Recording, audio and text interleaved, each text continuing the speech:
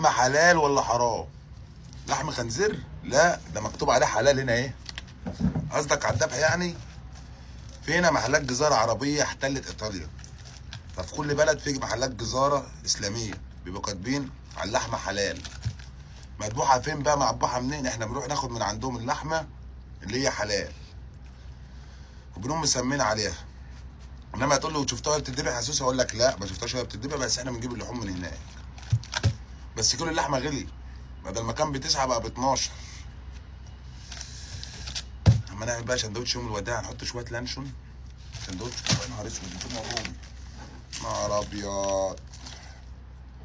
ماشي، نقوم حاطين حتتين جبنه رومي.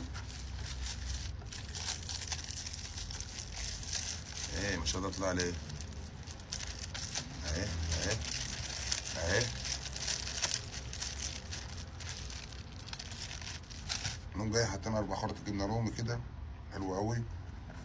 وطبعا هنا التونه اكيد مذبوحه حلال. احنا بنجيب حتى التونه مذبوحه حلال. نقوم جايبين شويه تونه،